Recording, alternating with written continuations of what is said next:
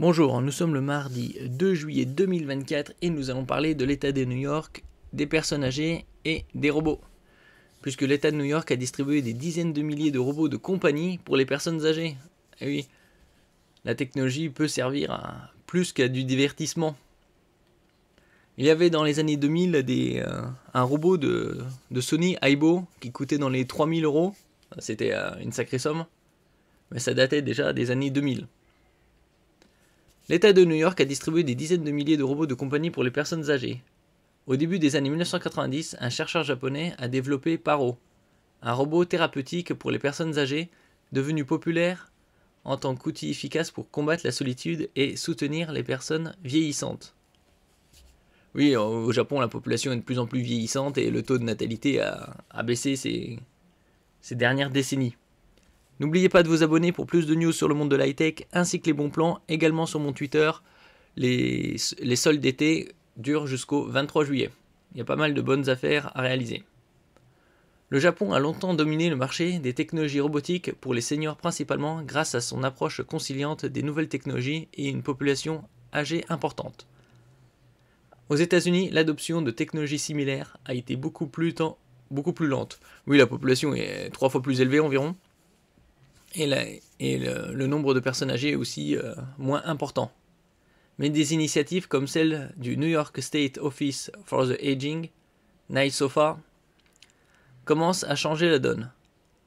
On apprend ainsi que le NYSOFA a distribué depuis 2018 plus de 31 500 animaux de compagnie robotisés aux personnes âgées afin de les aider à supporter leur solitude. Ah, c'est la société moderne, ça. Ce nouveau programme de NYSOFA, qui s'est inspiré d'une expérience personnelle de son directeur par intérim Greg Olsen, consiste à distribuer des animaux de compagnie robotisés produits par Ageless Innovations. Ces animaux robotisés, comprenant un chien, un chat et un oiseau, appelés le Walker Squawker, sont conçus pour interagir avec les utilisateurs par la lumière et le toucher, encourageant l'activité en plus d'offrir de la compagnie.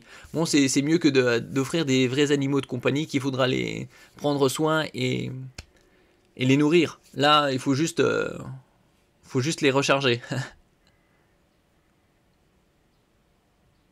Le modèle de chien Retriever reste le plus populaire et représente 60% de la totalité des demandes. Cette initiative s'aligne avec les conclusions de plusieurs études sur lesquelles la solitude peut avoir un impact significatif sur la durée de vie et la santé. Des effets aggravés par la récente pandémie de Covid-19 qui a eu lieu en 2020-2021.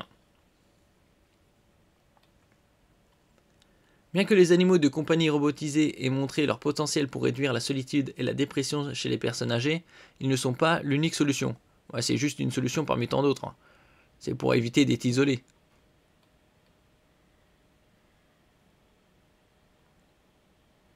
Le programme de NYSOFA est l'un des nombreux partenariats visant à soutenir les personnes âgées aux États-Unis.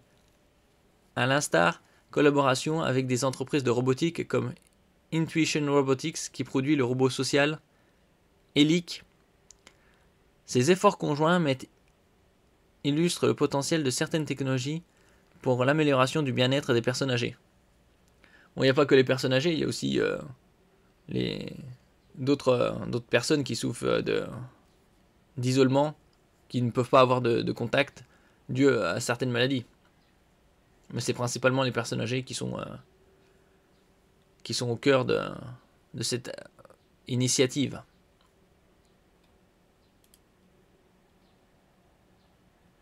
Ça en dit long quand même sur la société.